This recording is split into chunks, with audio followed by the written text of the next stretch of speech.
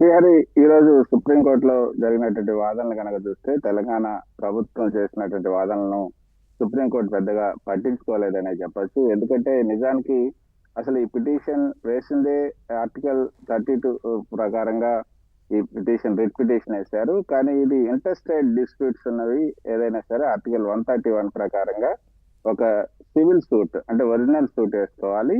So ఇది అసలు ఈ పిటిషనే తప్పు అన్నది ఆ, ధర్మాసనం చూసి అభిప్రాయపడింది. ఒకవేళ ఇంటర్స్టేట్ డిస్ప్యూట్ కాబట్టి మీరు ఆర్టికల్ 131 ప్రకారంగా ఒరిజినల్ సూట్ సివిల్ సూట్ కనుక వేసుకుంటే దానిపైన విచారిస్తాం. అంతేగాని ఇది విచారణార్హం కాదు అన్నది ప్రధానంగా ఆ, ధర్మాసనం చేసినటువంటి ఒక అబ్జర్వేషన్ అనేది చెప్పొచ్చు.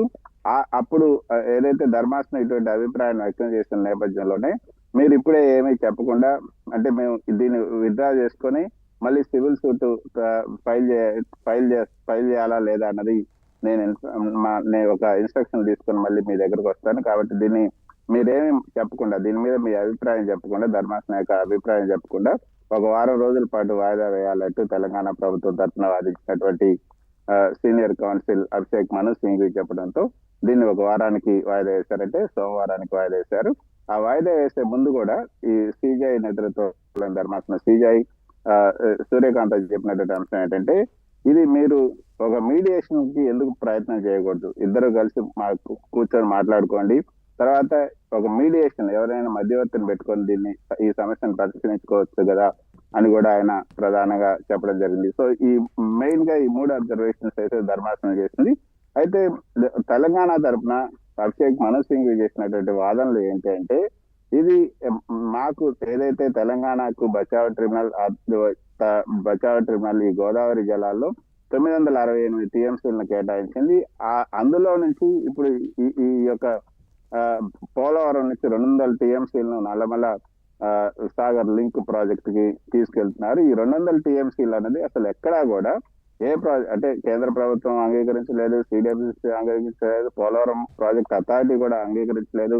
పోలవరం ప్రాజెక్ట్ ఏర్పాటు చేసినప్పుడు కూడా ఈ 200 టీఎంసీలు మేము ఇటు తీసుకెళ్తామని కూడా ఎక్కడా చెప్పలేదు. ఇది కొత్త ప్రాజెక్ట్. ఈ కొత్త ప్రాజెక్టుకి ఎలా అనుమతిస్తారు? అది అనుమతించినా కూడా ఇది పైన ఉన్నటువంటి తమ స్టేట్ ని కూడా అడగాలి, మా అభ్యంతరాలను కూడా పరిగణలోకి తీసుకోవాలి.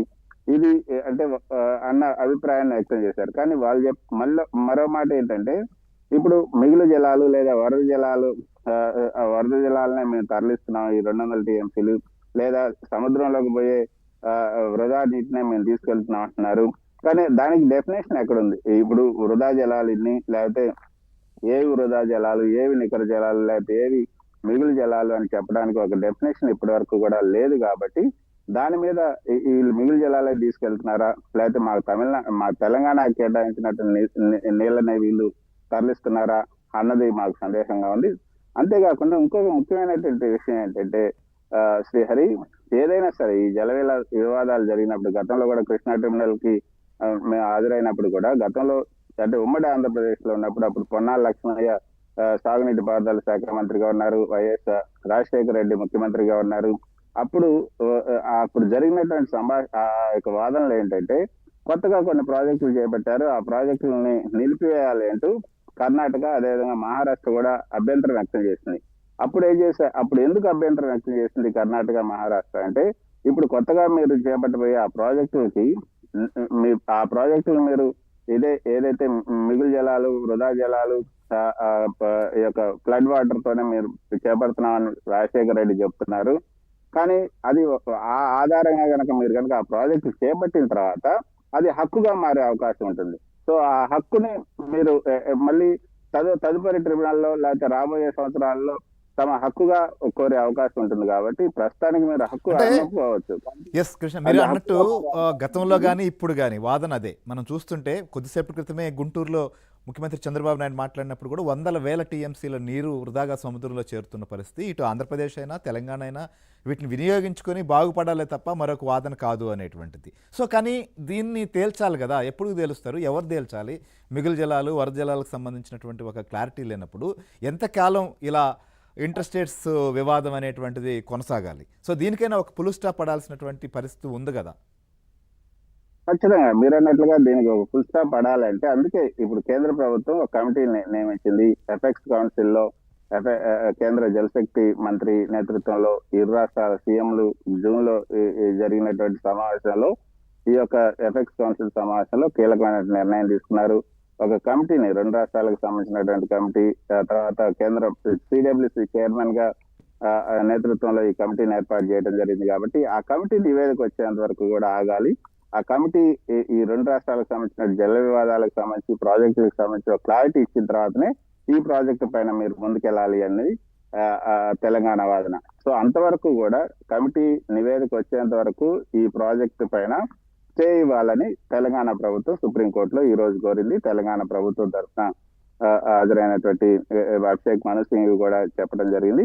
కానీ స్టే ఇవ్వడానికి అయితే నిరాకరించారు. కానీ మరో ముఖ్యమైనటువంటి అబ్జర్వేషన్ కూడా ఈ సందర్భంగా చేసింది ధర్మాసనం శ్రీహరి. అదేంటంటే వాళ్ళ ఇంటర్స్టేట్ లో వాటర్ని ఎలా డిస్ట్రిబ్యూట్ చేసుకోవాలో అది వాళ్ళ ఇష్టం.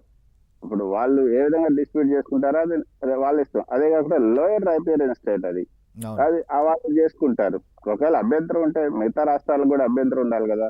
మీరు అప్పర్ రైపేరియన్ స్టేట్ తెలంగాణ, మరి మహారాష్ట్ర, కర్ణాటక ఎందుకు అభ్యంతరాలు వ్యక్తం చేయట్లేదే, మీరు మాత్రమే అభ్యంతరాలు వ్యక్తం చేస్తున్నారే అని కూడా చెప్పింది. ఇంకోటి ఏంటంటే ఇప్పుడు వేలాది రూపాయలు ఒక అనుమతులు లేవు, వాళ్ళు కాలువలు తీస్తున్నారు, వేలాది కోట్ల రూపాయలు నష్టం అవుతాయంటే అది వాళ్ళ సొంత ఖర్చుతో వాళ్ళు చేసుకుంటున్నారు, సొంత రిస్క్ తో వాళ్ళు చేసుకుంటున్నారు. అనుమతులు రాకపోతే వాళ్ళ ఇష్టం, వాళ్ళు నష్టపోతారు. మీకెందుకు అది మీ బాధ కాదు కదా అనేది కూడా ఈ రోజు అబ్జర్వ్ చేస్తుంది.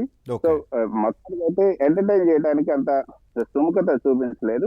అయితే ఈ సందర్భంగా తెలంగాణ, ఆంధ్రప్రదేశ్ తరఫున వాదించినటువంటి ఒక సీనియర్ లాయర్ కూడా రాష్ట్ర విభజన సందర్భంగా హైదరాబాద్ ను తీసేసుకున్నారు, ఆంధ్రాకి నష్టం జరిగింది.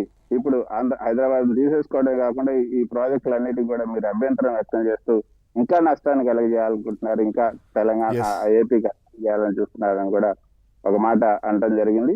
అయితే వాటి మీద ఇంకా ఇక్కడే ఎక్కువ హాట్ గా ఉంది, ప్రజల్లో మాత్రం హాట్నెస్ ఏం లేదని చెప్పి సర్ది చెప్పే ప్రయత్నం ఈయన అభిషేక్ మను సింగ్ చెప్పడం జరిగింది. మొత్తానికి అయితే ఆర్టికల్ 131 ప్రకారంగా ఏమైనా ఈ యొక్క పిటిషన్ ని ఒరిజినల్ సూట్ ని కనుక వేస్తే అప్పుడు ఏమైనా పరిశీలిస్తున్నాయి విచారణకి.